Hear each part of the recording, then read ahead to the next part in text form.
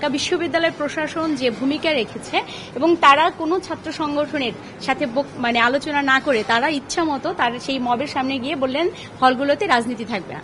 প্রথমত আমরা যদি বলি যে একটা গণতান্ত্রিক পরিবেশ যদি আমরা নির্মাণ করতে চাই তাহলে সেটার জন্য সকল ছাত্র সংগঠনের একটা মতামত গ্রহণ করা প্রয়োজন এবং সেটার জন্য ঢাকা বিশ্ববিদ্যালয় আপনারা জানেন যে স্বৈরাচার বিরোধী যে আন্দোলন 90-এর তার মধ্য দিয়ে ঢাকা বিশ্ববিদ্যালয়ে পরিবেশ পরিষদ গড়ে উঠেছিল। সেই পরিবেশ পরিষদে স্পষ্টত লেখা ছিল যে এই ঢাকা বিশ্ববিদ্যালয়ে সকল ধরনের যে সাম্প্রদায়িক যুদ্ধাপরাধী যে শক্তি এবং এই যে স্বৈরাচারী যে ছাত্র সংগঠন ছিল ছাত্র সমাজ তাদের ব্যতীত এখানে ক্রিয়াশীল ছাত্র সংগঠনগুলো তারা কাজ করবে। আজকে আমরা 5 আগস্টের পর থেকে প্রশাসনকে বারবার দেখেছি যে 71-এর যে গণহত্যাকারী যে সংগঠন জামায়াতে ইসলাম তার যে ছাত্র সংগঠন ইসলামী ছাত্র শিবির সেই ছাত্র শিবিরকে নানানভাবে এই ক্যাম্পাসে প্রতিষ্ঠিত করার জন্য এই ক্যাম্পাসে তাদের কাজকে করার জন্য প্রশাসন নানানভাবে তাদেরকে সহযোগিতা করেছে, তাদেরকে স্পেস দিয়েছে, যা আমাদের মুক্তিযুদ্ধের সাথে সম্পূর্ণ সাংঘর্ষিক। এই ঢাকা বিশ্ববিদ্যালয় গড়ে ওঠার সাথে সম্পূর্ণ সাংঘর্ষিক। এই ঢাকা বিশ্ববিদ্যালয়ের যে ইতিহাস যে ঐতিহ্য যে মুক্তিযুদ্ধে তার যে ভূমিকা সেটার সাথে সাংঘর্ষিক। ফলে আজকে আমরা প্রশাসনকে বলেছি যে আমরা বারবার একটা গণতান্ত্রিক পরিবেশ চেয়েছিলাম, সেই গণতান্ত্রিক পরিবেশ কি একটা গণহত্যাকারী সংগঠনকে সাথে নিয়ে কখনোই সম্ভব? আমরা বারবার বলেছিলাম যে স্বৈরাচার এবং রাজাকার এদেরকে নিয়ে গণতান্ত্রিক ব্যবস্থা কায়েম করা সম্ভব নয়, কিন্তু প্রশাসন বারবার এই ধৃষ্টতা দেখিয়েছে এবং আজকেও সবগুলো ছাত্র সংগঠনকে ডেকে তিনি অপমানিত করেছেন। আমরা সেটার প্রতিবাদেই আজকে বাংলাদেশ ছাত্র ইউনিয়ন, আমার সংগঠন সমাজতান্ত্রিক ছাত্র ফ্রন্ট এবং বিসিএল বাংলাদেশ ছাত্রলীগ বিসিএল আমরা ওয়াকআউট করে বেরিয়ে এসেছি। তারা তাদের আলোচনা করবে, অন্যান্য ছাত্র সংগঠন আছে তাদের আলোচনা করবে, কিন্তু প্রশাসনের যে বক্তব্য সেই বক্তব্যকে আমরা ঘৃণাভরে প্রত্যাখ্যান করছি। তিনি বলছেন পরিবর্তিত পরিস্থিতিতে এইরকম গণহত্যাকারী একটি সংগঠনকেও নাকি প্রয়োজন।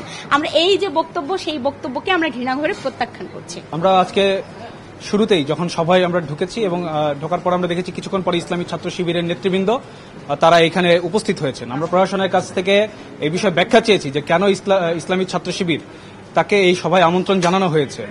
হ্যাঁ, আমরা বারবার কিন্তু যতবারই প্রশাসন আমাদেরকে এরকম আলোচনা সভায় ডেকেছে আমরা বারবারই এই একই বিষয়টি নিয়ে কিন্তু প্রশাসনকে বলেছি যে একটি গণহত্যাকারী সংগঠন, সেই গণহত্যাকারী সংগঠন ঢাকা বিশ্ববিদ্যালয়ে তার কার্যক্রম পরিচালনার এখতিয়ার রাখে না।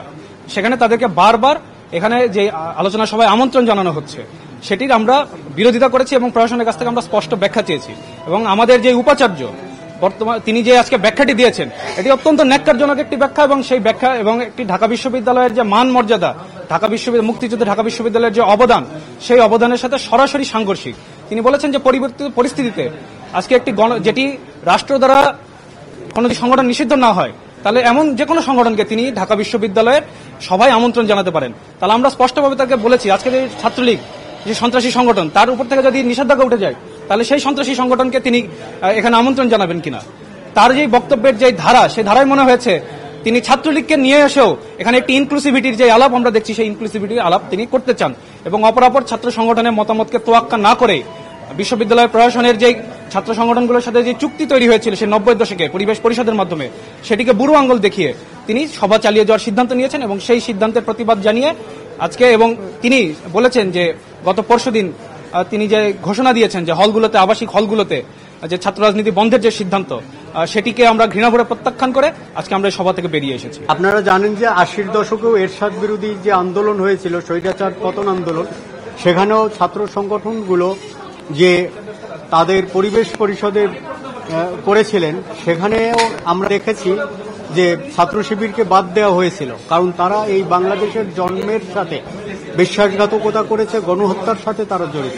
ফলে আমরা এই নতুন নয় যে আওয়ামী লীগের সময়ই শিবিরকে বাদ দেওয়া হয়েছিল পরিবেশ পরিষদ থেকে বা ইউনিভার্সিটির মিটিংগুলো থেকে, এটি স্বাধীনতার পর থেকেই তারা বাদ গিয়েছে তাদের গণহত্যায় জড়িত থাকবার কারণে। কিন্তু আমরা লক্ষ্য করেছি কেবলমাত্র এই ফ্যাসিবাদী আওয়ামী লীগ, তারপর আপনার এই ছাত্রলীগের গুন্ডা বাহিনী যখন দেশ থেকে বিদায় নিয়েছে তারপরে এই প্রশাসন ছাত্র শিবিরকে তাদের জায়গা করে দিয়েছে।